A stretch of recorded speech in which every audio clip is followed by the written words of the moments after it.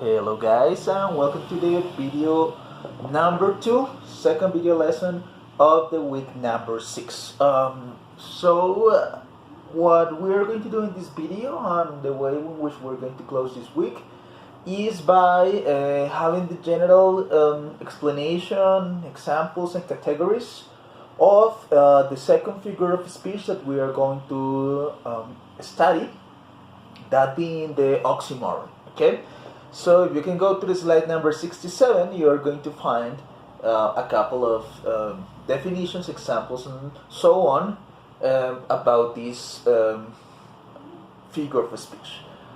So if you refer to the definition, you will find mostly what it is about on the first definition on the left, and it says that this is a figure of speech in which incongruous or seemingly contradictory terms appear side by side. Now, incongruous and seemingly contradictory bear more or less the same meaning, right? The same connotation. We have two terms, two words, two ideas that are apparently on direct opposition. Yes, most of the cases they seem contradictory, they seem opposed, they seem contrary. Let's say they normally seem to be incompatible, right? But the key word over here is seem. Yes, looks like, apparently, has this feeling of being that way. Nevertheless, they are not. Okay. Otherwise, if they were just complete opposites, it will be sort of nonsense. Because if you have them together in a sentence, one after the other, well, meaning will be really difficult to get, right? So definitely they have some sort of communicative function. Remember that all figures of speech are deliberate. They pretend to find, or they try to have an intention, a communicative intention. They essay to have some sort of effect, right? So let's take a look at some very simple oxymora, that is the plural of oxymoron, in the second part, right? So we have the first one, that is act naturally, right? So let's define these term by term and see how they are opposite. No, acting refers to performing, yes, to simulating, to pretending. Something that is prepared, something that is rehearsed, that normally either has a script if it's professional, or if you're just simulating something in your day-to-day life, well, it has premeditation, right? So act is not natural at all, right?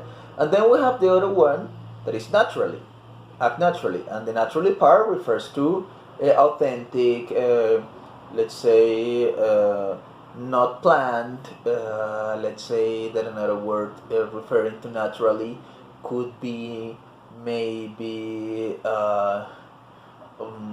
spontaneous, right? And well, that is in direct opposition. So if we have two, to compare act versus naturally, they are completely opposite one to another. Nevertheless, if we put them together, that means something. Yes. So when do you say act naturally? Yes, probably you were mocking somebody with your friend, and saying how awful is that person, or how funny, or how ridiculous, or whatever, and that very person passes in front of you, right?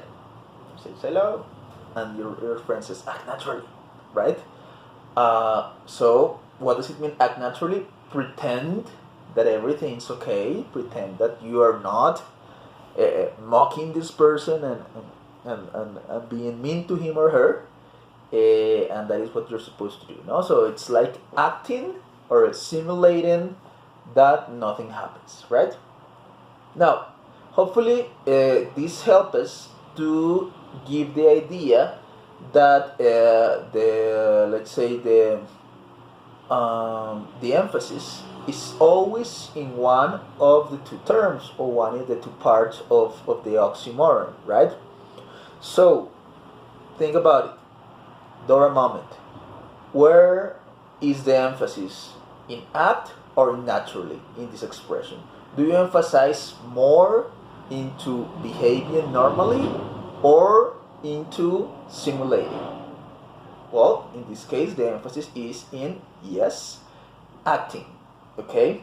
In this case, the emphasis is on the first one because you're pretending rather than acting. Pretending rather than somehow being natural, no, or reacting naturally. Okay, very well. So that's the first example that we have over there. Let's explain a couple more, and then the rest are your work for the assignment. So we have the second example that is random order, right? So in this case, we have the word random. That means unplanned. That means unorganized, without intention, without organization, without systematic disposition, maybe. And then we have the word order, that is completely opposite to that. Order is systematic, organized, it is somehow predictable, it is logical, etc. Right? So let's imagine that I have, I don't know, some activities, number from 1 to 5, and I say, okay guys, these are the homework or the assignments for this week. Please distribute them in random order. Okay, okay, so you are going to do that without any criteria. You're simply going to give them randomly to your classmates, right? So that is the random order. There is an order, an organization, but that order is chaotic somehow. Yes, it's casual or is somehow not really planned, right? So again, Dora moment. Where is the emphasis? Is it random or in order? So what is more important in this particular case? So yes, random.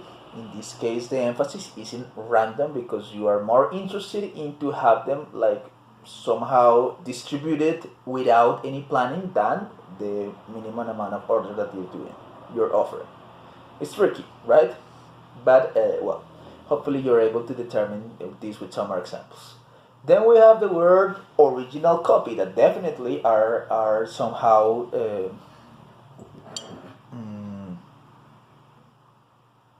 really opposite words, right? So we have the conception of original as being the first one, maybe, as being maybe manufactured or produced by an authorized source. That can be a person, a company, I don't know. So you can have, for example, an original manuscript from an author, yes, that was written by, I don't know, Charles Dickens, by his hand, right? So that would be original. You can have, let's say, an original CD. So you bought it in a music store, for example, or I don't know, you bought it on Spotify or in Apple Music or something like that, and you bought it by some amount of money, and then that makes it original, right? You can refer to clothes, I don't know, jeans, an original Levi's, or shoes, original Nike or something like that, right? So that is the original. And then copy, in its more strict sense, is a reproduction, yes, something that you take from an original, like for example when you go to the photocopier and completely unrespectful of the copyright laws, you made 200 words, 200 pages or 200 copies of the same page, right? Something like that. And again, you can have some other copies of original products, such as, I don't know, Adidas or Nike or things like that, right? Hope you get the idea. So they are definitely like opposite, no? So how can they be together in one meaning? Well, it's tricky. If you say that you have an original copy of something, what does it mean? Yes, let's imagine I got an original copy of the Harry Potter book number 5, The Order of the Phoenix. What does it mean? Well, it means that it's not the manuscript that J.K. Rowling wrote on either by hand or her computer or TypeScript, I don't know, typewriter, sorry, I don't know. But it's not necessarily that, so that is why it's not completely original. But it is a copy that is original because you bought it in I don't know, an authorized bookstore, and was edited by an editorial company, some publishing company, and well, it's part of a production somehow that you have to pay for and buy, right? That will be it. Now, what makes it a copy instead of an original copy? Well, let's imagine that you take that book and make some copies out of it, and you bell bind it, and that's it. So that would make it a copy, for example, right? So that would be the thing. Now, what is the emphasis in this? Is it in original or is it in copy? Right? It is in original. Sure, because even though it's a copy, what you're trying to emphasize on is on the quality, that it's somehow authorized and that you paid some money for it, and that it is a legal product, something like that, right? Okay. Let me give you another one. Maybe if we go to almost the end. Deafening silence. Yes, hopefully you get it. Is in the line that is before the end. Deafening silence. Deafening is something usually very loud. No, you have music that is deafening, so you cannot listen to anybody else. Hopefully you get the meaning of this. This is like ensordecedor, right? So we have this deafening thing, a deafening noise, music, conversation, explosion, I don't know, anything that produces a loud sound or noise. And then we have the complete opposite, that is silence, right? So that is the complete absence of noise or sound or any manifestation of waves perceived by the ear, right? So, what does it mean? It means that everything's so quiet that you can actually sort of listen to the silence, right? So let's imagine a really noisy primary class. Yes, when you usually have 40 little monkeys jumping around the head of each other and saying that they want to go to the bathroom, or that somebody stole their pencil, or that they want to pee, or that they already peed, etc. And then suddenly everybody comes down and shuts up. Listen to that? So that's how it would listen. Yes? So you can definitely perceive the somehow the silence, because it's so thick, and because maybe the noise was so customary that whenever silence comes, it is noticeable, right? Let's think about, for example, that noise that produces the refrigerator. Yes, think about it. Hopefully, you still have those refrigerators, in which you can only listen that the refrigerator was producing some sound until it stops. When it stops, you realize, oh, so that's a deafening silence somehow. Okay.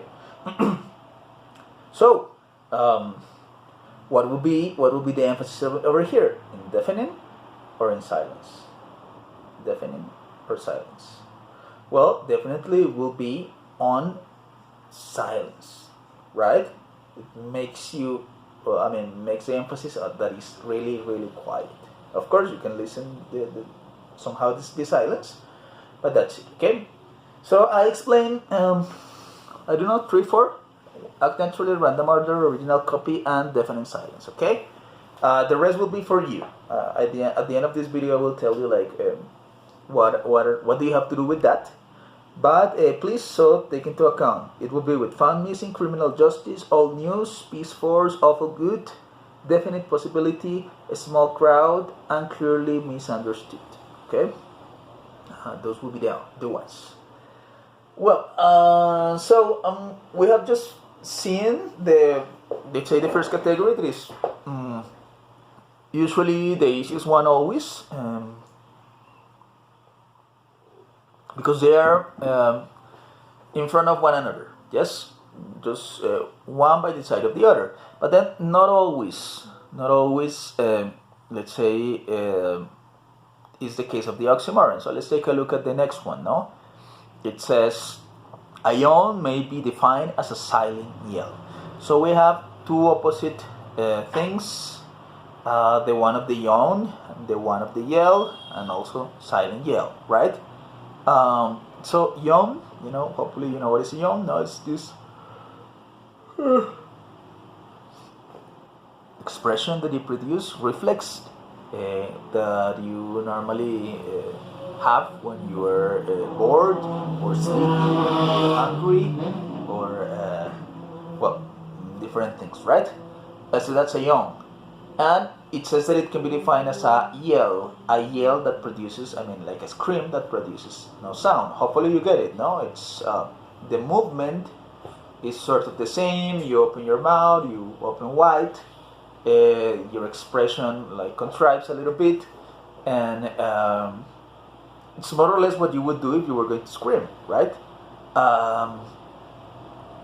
But then no sound is normally produced. So by opposition, you can find these different characteristics, right? Now, what is the purpose, right, of oxymoron? You can find different ones. So usually oxymoron are used for humor, yes, for trying to be funny. But normally this humor tends to be a little bit sophisticated, right? It's not an easy joke. So let's say that think about regular humor in Colombia. Think about Sábados Felices or something like that, and you will see that the humor is somehow easy, right? Let's say humor that is based on people falling down, hitting their head, or maybe sometimes we have a lot of stereotypical humor, right? So make fun of black people or homosexual people, or I don't know, maybe degrading women, or sometimes humor that is also related to big words, swearing words, things like that. So that humor, you may like it or not, it's up to you, but it's not really sophisticated, right? It's not, you don't need a lot to do that. Nevertheless, for a humoristic sophisticated tone, you're required to find a minimum relationship between one and the other, right? So normally we use oxymoron for that. So let's take a look, for example, of the first one. Now it says, by the way, we're on slide number 68. Last month I blew $5,000 on a reincarnation seminar. I figure, hey, you only live once, right? What's the joke in there? Well, this guy spent a lot of money, $5,000, right, on a reincarnation seminar. So he went to this conference in which they were giving information about how you were able to reincarnate and to live another life, or I don't know how many lives after you die. And yes, this seems to be an awful amount of money, but his motivation was saying to himself, you know what, like, you only live once. I have to enjoy life because I am not going to reincarnate. And that's like the complete opposite of what he's saying, right?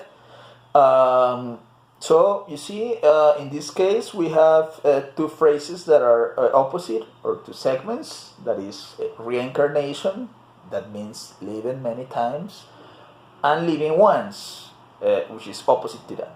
Yes? Let's go with the number 3, for example. Yes, it says we have to believe in free will. We have no choice.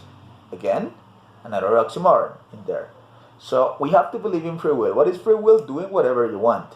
Yes, doing whatever you choose, having an option, having the power to decide if you want to do this or that or the next, right? That is supposed to be free will. And then we have the punchline in here. It says we have no choice. Like it's impossible to not believe in it. I have no choice but to believe it. I am somehow forced to do it. So we have the opposites in here, right? Free will, that is doing what you want or doing what you choose, and then the next one that is no choice and having no possibility of doing anything else. Now I don't know if you found this fun or not, but let's say that the intention, at least, if you didn't find it funny, is that there is a slight sarcastic tone in there, yes, or ironic.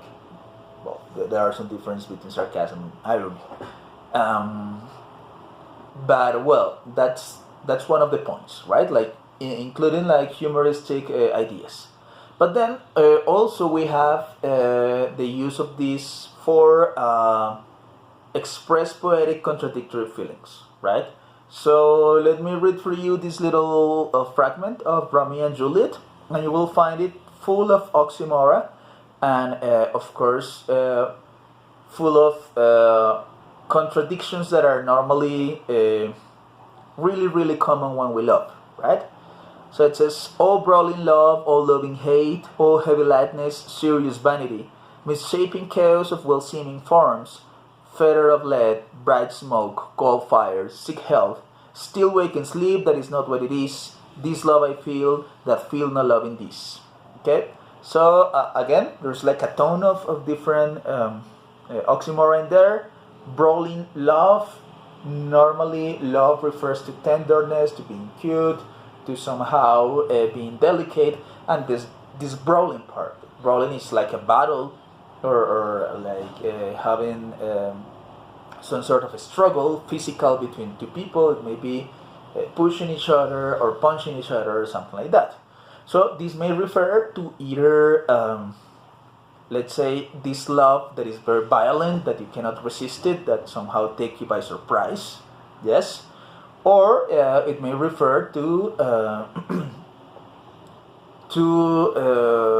let's say the violent side of sex, or the wild side of sex, yes, in which during sexual relationships or intercourse, people can get violent by, let's say, common agreement, and that would be nice, yes, and that would be desirable and enjoyable. So is this some sort of contradiction? That is not a contradiction, it's perfectly normal, right? Oh, loving hate, well, it's pretty clear in there. Sometimes you hate people you love and vice versa. Heavy lightness, I mean, love can make you feel dizzy, like you're floating, but then at the same time you can feel heavy, in terms of heavy at heart, for example, when you miss somebody, when you have an argument with that special somebody, etc., right? And we have a lot of different things. You have feather of lead, like something light that is really heavy, bright smoke, cold fire, for example, when somebody is giving you the cold shower treatment, or it might be also, for example, when you expect to have some sort of emotional reaction, but the person is cold, so that burns. Yes, let's say it's not what you expected, so you feel bad, and well, so on and so forth. Okay, so there are some other examples in there, but hopefully the concept is clear. So that is another use. Now let's finish with this, with the concept of direct and indirect oxymoron. So the first one is really easy. Let's say that a direct oxymoron consists of two terms that are direct opposites. They are direct antonyms, right? So normally when you say one word, you think about the opposite of another, right? So for example, we have the oxymoron in their silent sound. Yes? So silent and sound are direct opposite, immediate opposite. Yes, so you say, for example, hot, and the immediate opposite is cold. Yes, sweet, bitter, or salty. Yes, things like that. And here we have like some examples such as feminine man or living death. Oxymorons that normally are direct. Yes, they are immediate opposites. Now we have the indirect ones. Yes, and well, the opposition is indirect. They are not the first antonym that you can think of. So let's take a look at this one. For example, sweet sorrow. What is the regular opposite of sweet? Again, salty, bitter, or something like that. What is the opposite of sorrow? Happiness, joy, pleasure, maybe. But well, as you can see, they are different in here. So let's say that that the opposition is made by analogy. Yes, by association. So what could be a sweet sorrow? Something that makes you suffer but you enjoy at some point. Yes, many different things. It may be a relationships that it's really bad, but nevertheless you enjoy it somehow. Think about maybe a tattoo, something that hurts or may hurt, but you enjoy it or you feel fine about it, and a lot of different things. Now we have, for example, coal fire. Again, the opposite of coal is supposed to be hot. The opposite of fire is supposed to be ice. But we have these different combinations. So those are like the different somehow classifications of oxymoron. So please, for the week number 2, for the assignment number 2 of the week number 6, what we're going to do is this. You're going to work in groups of up to 4 people, 4, 3, 2, 1. And you are going to, first of all, explain all the other examples of oxymoron that we find in the slide number 67. I'm talking about found missing, criminal justice, all news, peace force, awful good, definite possibility, small crowd, and clearly misunderstood. Okay, so you're going to provide a short explanation of, could be a sentence, 2 sentences, as much as you need in order to make it clear. Yes, you're going to simply do that, and then you're going to classify it into direct or indirect. Yes, the one that we have just explained.